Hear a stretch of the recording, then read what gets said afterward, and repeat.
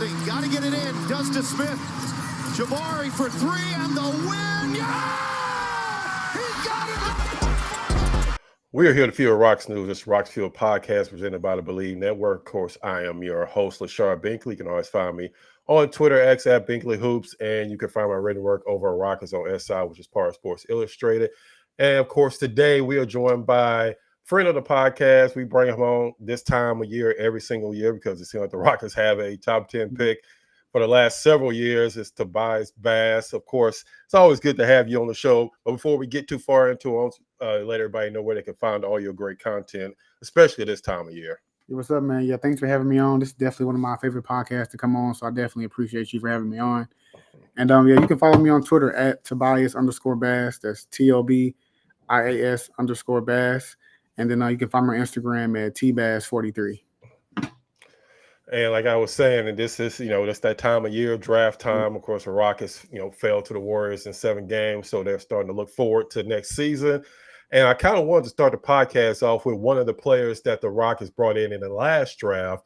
Before we go too far into this year's draft, I want to talk to you a little bit about Reed Sheppard, because, of course, I'm sure you scouted him last season before he got into the draft. Of course, the Rockets drafted him last year when they jumped from the potential 9th spot where they were going to be at, and they jumped into the top 5 of the draft last season. They brought in Reed Sheppard, of course, hoping that he could be the shooting help that they needed because they were one of the worst three-point shooting teams last season. So before we go into what he did this season, can you just tell us a little bit about what you saw from him when his one season at Kentucky, and what was kind of your scouting report of him before he got into the draft? Yeah, I mean, he had one of the greatest, shooting performances I think we saw from a college kid in a long time. He shot the ball very, very well. That was why he was drafted so high.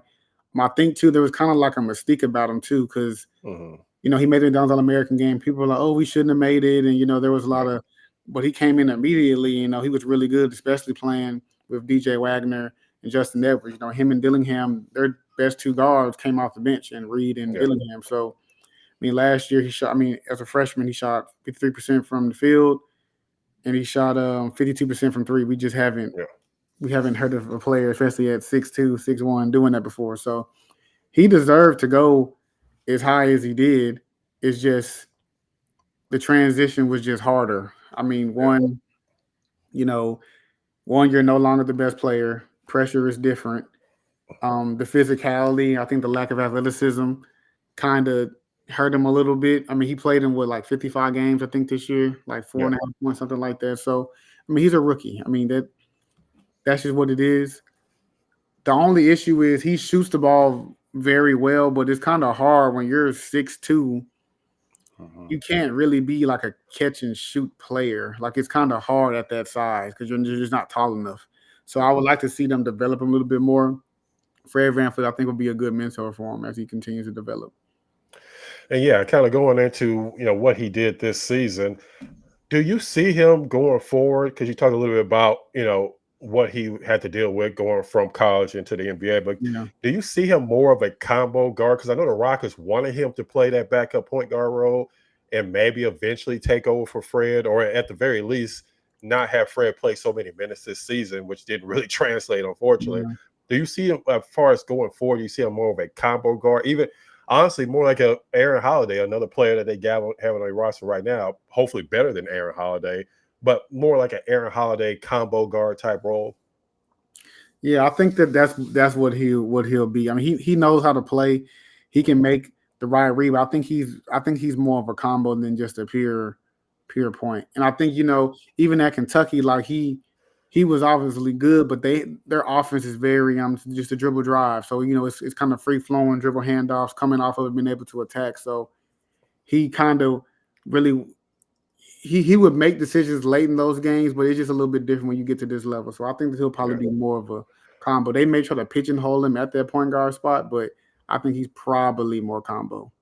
Yeah, it makes sense for what we saw. And like you said, you mentioned with Fred VanVleet, being a mentor, and he's actually up for it. They have a team option on him. That's kind of been the thing around here. What will they do with that team option? And with the Rockets not really having another point guard, you kind of foresee them bringing back Fred VanVleet. And that kind of leads me into this year's draft. because the Rockets do have the number 10 pick. Of course, they were hoping to jump up a little higher, but they got that number 10 pick from a trade with the Phoenix Suns that nobody really thought would pan out to be a top 10 pick. So, it's better than what they thought it was going to be. So let's go ahead and just start at the top of the draft before we get to the Rockets part. Is it pretty much Cooper flagging and everybody else, or do you see it closer with players like Dylan Harper or Ace Bailey? Is it a little bit closer than maybe people are thinking it is? I mean, Cooper is going to go one. He should go one. I mean, I like Dylan Harper too, but I just think you just have to pick Cooper just based on what he did. I don't know. I think he's very good. I don't know if he's going to be the superstar that many are projecting, but he'll be a very good NBA player though. Okay. And I read one of your tweets. You were saying something I agree with, where people just say generational every single time a player is coming out.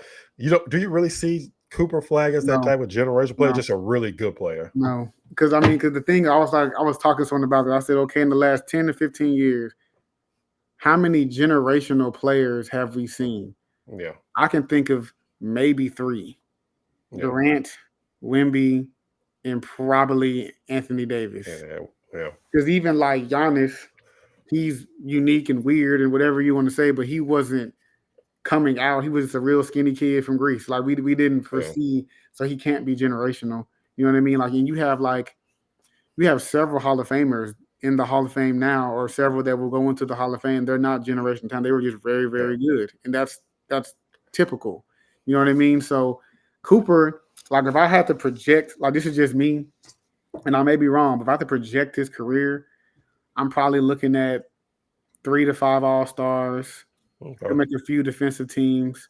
I could see an All-NBA or 2. Very good career, max contract guy. He's going to make a lot of money. He's going to play a long time. I just don't think he can be your best player. I think that he can maybe be a good 2 or a great 3. I can't see him being your best player. So and there's value in that, right? He kind of reminds me of like a Karolinko, Aaron Gordon-ish type of player. Like he kind of fits that mold. Like Aaron Gordon, I mean, we see how important he is. That's not an insult. He went 8th in his draft. Yeah. He didn't become the superstar player that they thought.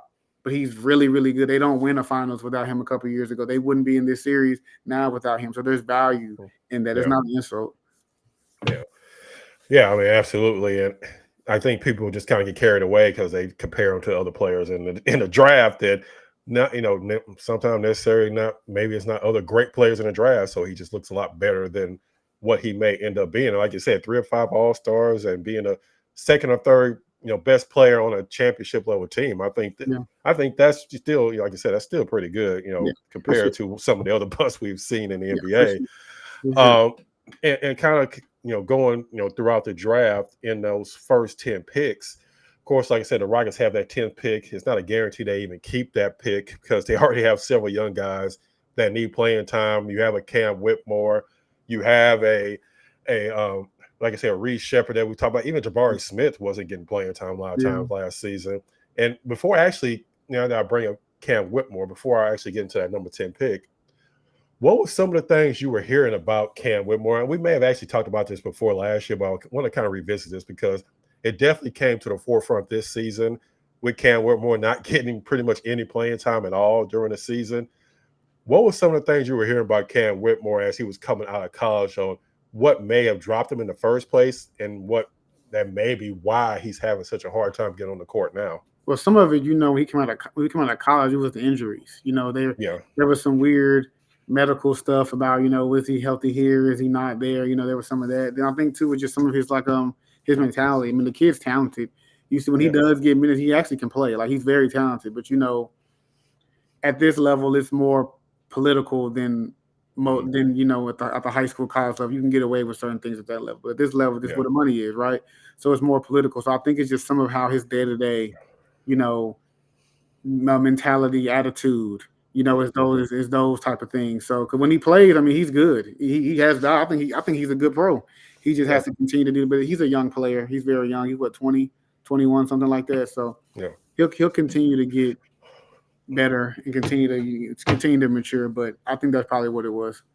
Yeah, and it kind of lines up to what I've just been hearing just throughout the season is more necessarily off court, not necessarily that he's getting in trouble, but it's Right, just the right. work ethic off the court compared to. But once he's on the court, he's Yeah, probably a top 5 or 6 talent on the entire roster. yeah, But yeah, like you said, it's a lot more than just what you do on the court when it comes to the NBA, especially when you have coaches that know that their livelihood is on the line, and yeah. they're not going to put somebody out there that they can't necessarily trust. So And yeah, we'll see how that goes forward. What happens with him? and then this the culture of it, right? Like prior to Ime going there, the culture Yeah. was very bad. So Mhm.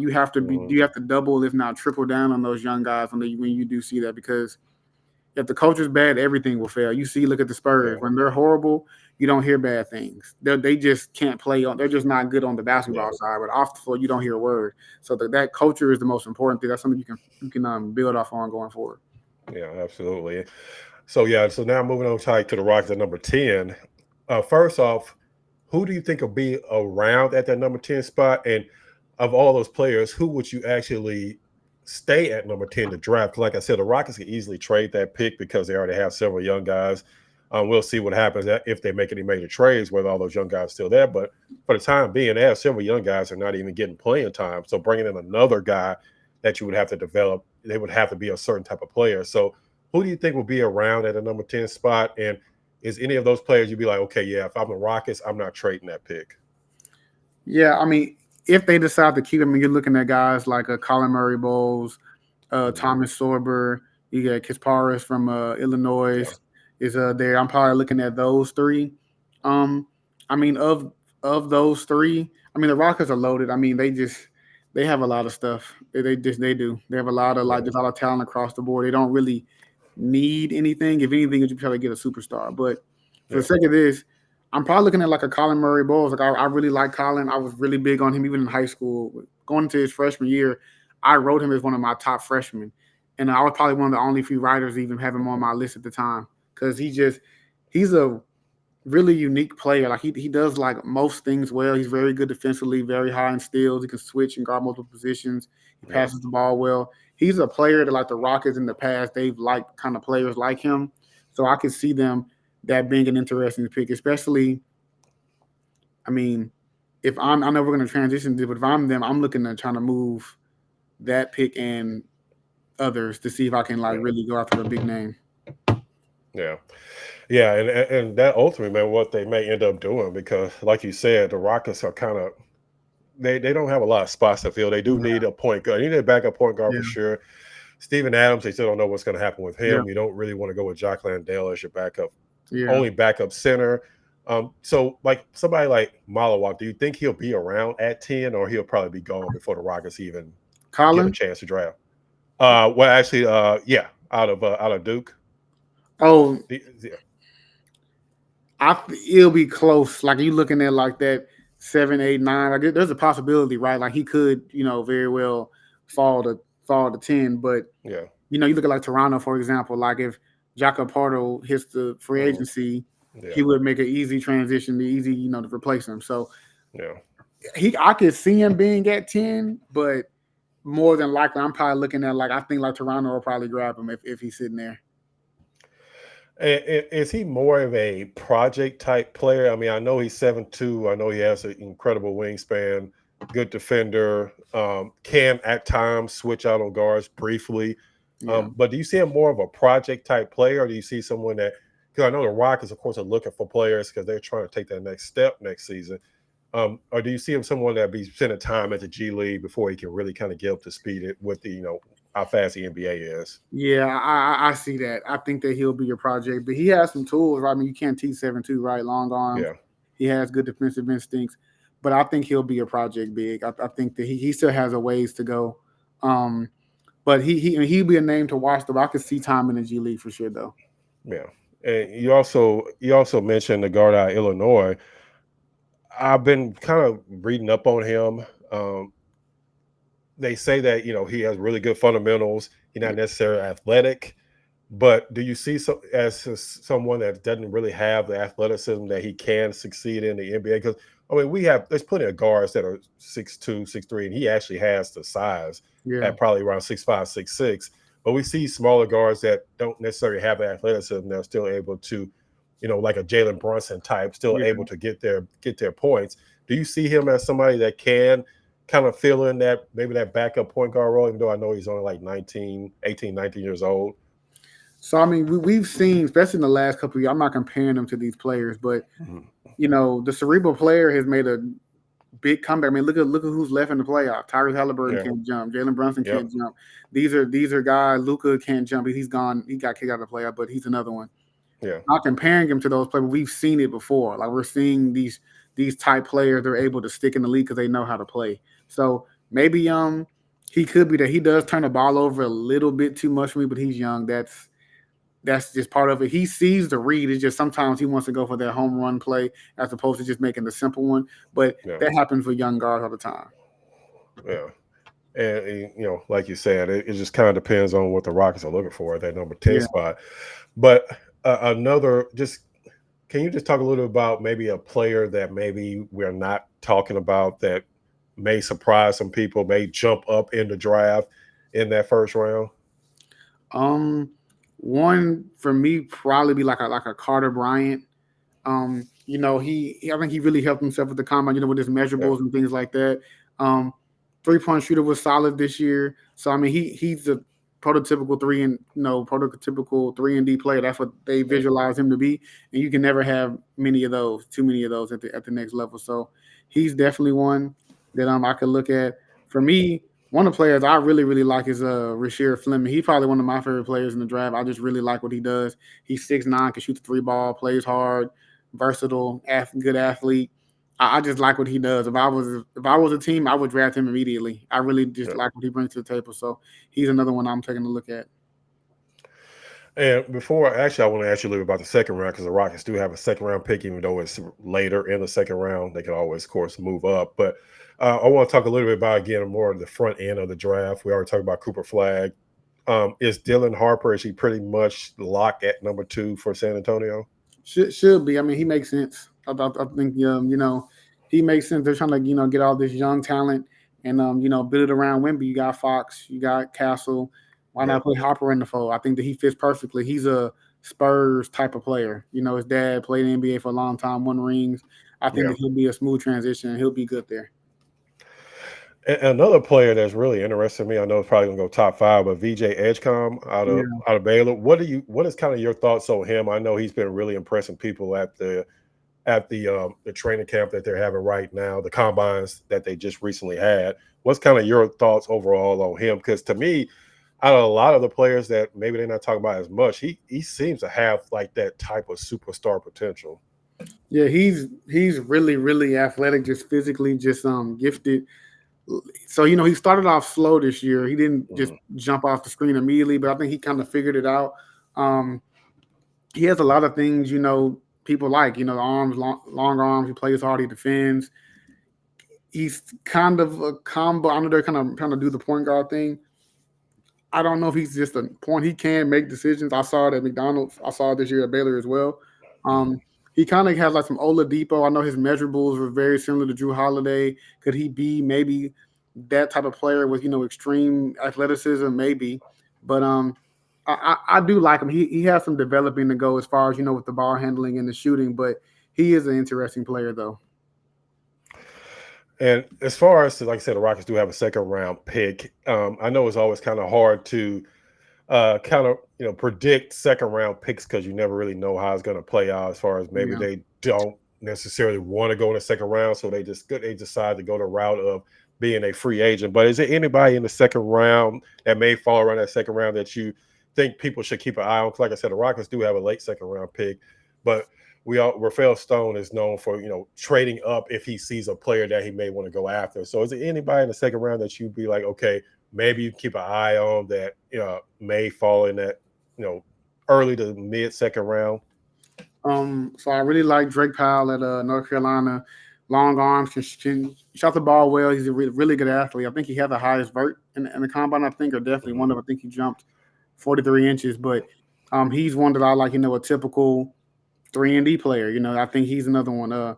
Maxime from Stanford. I think he really helped himself as well at the combine as well. I do like him. The 7-footer out of Stanford is one, and then two. Dink Pate. I mean, he's all upside. What could he be? He could be, one of those mid second round guys that really, really pop. He's super talented. So he's one. And then my last one would probably be like Micah Peavy. I think he also really helped himself at the combine. He's a stat sheet stuffer, shot the 3 ball better this year, and he really, really defends. I think he's another one that there's no risk in taking like some of these guys, because they might be able to fill a roster spot. He's mature. He had a really good season this past year at Georgetown. So I think he's another one I would take a look at. And I also want to kind of get your thoughts on if there was any, because of course we know the Cougars got really close to winning their first ever championship. Is there any of the guys that are coming out from University of Houston that you think has a chance to get drafted? And if so, where do you think they'll probably land in this year's draft? Milos would be the one. I think Milos, the last 3 games, he didn't play super well, but his body of work throughout the year he was very good. I mean, he was arguably their best player all year, pretty much for the most part. He was saving them, and he was another guy. He didn't start off super hot. He was fouling out of games early. He was really trying to figure it out. But I think once he figured out how it was to be physical, to be tough, because that was the knock on him going forward. He's a West Coast kid. They all are soft, right? So I think he was tough. He made shots. He just got better. I mean, he was probably their best player all year. So I could see him going in that mid-second round for sure. Good size, to shoot the ball. Okay. Yeah, because of course we know the last couple of years there's been a couple of players like Quentin Grimes and Jamal Shead that went pretty high in the draft and had some success in the NBA. So that'd be interesting to see who's going to kind of take that next step. And one more thing, just kind of on the college basketball side of it, we talked a little bit about this last year with the transfer portal, and it seemed like it's getting even more out of hand this season. I mean, how much of an effect has that transfer portal just kind of had on how coaches recruit and just the overall landscape of the NCAA? I think, some of the high school kids, unfortunately, they're getting, pushed to the back of the line, right? If you're not a pro, especially at the high major level, you're not a pro, you probably going to have to wait, man. So that's why I think, sometimes it's imperative. Some of these guys, if you're a fringe high major, you might as well go mid-major. I would. Yeah. I mean, not saying you'll be like this, but look at Santa Clara. They got 2 guys in the first round in 4 years. One of them still playing now. Jalen Williams. You got Podzimski with the Warriors. So I think now with this portal thing, you're seeing kids, they're being drafted from everywhere. It doesn't matter. You don't have to go to these 6 schools to be a pro. You can go, there's a wide spectrum of it too. And I also think you're seeing it affect the draft. Like, some of these dudes are old. You know what I mean? They're older, and that was such a knock in the previous years. But like Dalton Connect, he's old. The production was undeniable at times. He was good this year with the Lakers. Yeah. So, and I think that it's affecting that. But I think the biggest thing is just affecting the high school kids. I think they have to rush it. They have to make decisions earlier. I don't think you can wait around to November, December, January anymore. I think you have to try to be done by Thanksgiving. So unless you're a McDonald's All-American 5-star kid, you don't have the same leverage that you did anymore. But it's not a bad thing. You just may not be able to go to a high major program anymore at first. Just go mid-major, get your stats, then move up. And what's been like the biggest effect as far as the NIL money? Of course, that's been a big thing the last couple of years. How much has that really changed, what teams can do, or has it really changed that much of what we've seen? Because we all know forever teams have been finding ways to pay players under the table, and it just wasn't out there. But now that it's, legal, has it really changed anything as far as how everything operates? I do. I think I love the NIL. I really do. You're changing some of these kids' lives. I think you're really like helping them. One, but I think two, the leverage is now more with the player. I think, or they definitely have more leverage than before. Before you could kind of give them some money at the table. Don't say anything. But now it's legal. The leverage is where I think it should be, or I think it's shifted a little bit. So now the kid is like, well, I can be a pro, or I can be very good at XYZ school. So what can you do to help me make this decision? Obviously, they should be picking their decision based on fit, not just the money, because the money's whatever, but should be a basketball decision, right? But I do think that they have more leverage, and I like it because you're worth what you can negotiate. The NCAA is trying to come up with some things to limit that with the revenue sharing. But as of today, you are what you can negotiate. So Yeah. I'm for the kids getting their money. You know what I mean? So I love it. Um, revenue sharing will have good and bad benefits, but I do like that the kids are getting paid in the general scheme of it. Yeah. I mean, absolutely. For years, these colleges were making millions of dollars off these Yeah, players, and the players, a lot of them. I mean, I know a lot of top guys were still getting something, but a lot of these other players weren't getting anything, and yeah, they're out of college and they don't make the NBA, and they have pretty much gotten nothing from their experience in college. So I absolutely agree. Whatever you can get paid, I absolutely think you should get paid. yeah, for sure. At this point, for sure. Yeah, no, I mean, And I'll go ahead. no, go ahead. Yeah, go ahead and finish Yeah, it. no, I think it's a good thing. Like I said, it's just changing some of these people's lives. You know, you're able to start life at a gigantic head start. Yeah. You know what I mean? Like you're able to have X, Y, and Z in your account. And you're able to start life that way. So Yeah. I think it's super important, and I'm glad they're getting paid. Yeah, and I just wanted to finish on actually talk a little bit more about the Rocks. We mentioned a little bit about them possibly making that big trade this offseason. Of course, they've been mentioned with Giannis. They've been mentioned with Kevin Durant. Even players like Zion Williamson, which I don't think they'll really go down Yeah, that route. But if you're the Rockets, of course you watch basketball. You watch a lot of these younger Rockets. As you scouted them, like a Jalen Green, like yeah. an Alperen Sengun. If you're the Rockets and you have a chance to get a player like a Giannis, do you say, okay, yeah, I want to see these younger guys develop, but if I have a chance to get a top 2 or 3 player, are you willing to give up multiple young players plus draft picks to get a player like a Giannis? I know Kevin Durant would probably take a lot less to get than Yeah. Giannis, but if you're the Rockets, would you make that deal, or would it kind of depend on if you're having to give up basically half your team to get them? I think it depends on which player I'm getting and then who am I Mhm. having to get up. For me, if I was a Rocket G, I'm not giving up Thompson. I'm not giving up Sengun. Can't do Okay. it. Them two. And the others, you can talk about it. Those Yeah. two, under no circumstances, I just won't. I wouldn't do it for those two. But the others, I would. I mean, I think Sengun's their best player, and I think Thompson potential is through the roof. So Yeah. if you can get, because at the end of the day, we're playing to win something. Yeah. At the end of the day. So if I feel that I can get closer to winning something with Giannis, KD, whoever it may be, we got to take a look at it. Yeah. I mean, this was the point. I mean, eventually this young thing was going to take a pause anyway. You can't pay all of them. Some of these guys are going to leave in free agency or whatever is going to be in the near future in the next 2 to 3 seasons. So since I know that, I have foresight with that, we got to try to win something now. The window, I mean, the Warriors are coming to an end. They're getting older. LeBron's getting old. They have Luka, but he's getting older. But you have Yeah. teams like the Thunder. They're not going anywhere, right? The Grizzlies will be better. We got to try to win something now. And I feel like now was a great opportunity for some of these teams getting older. And just real quick, you talked a little bit about Thompson. What do you see as ultimate ceiling? Because, of course, again, you scouted him coming out of Overtime Elite. What did you see from him back then? What have you seen from him now? And has he kind of surpassed what you thought he could be already in season 2?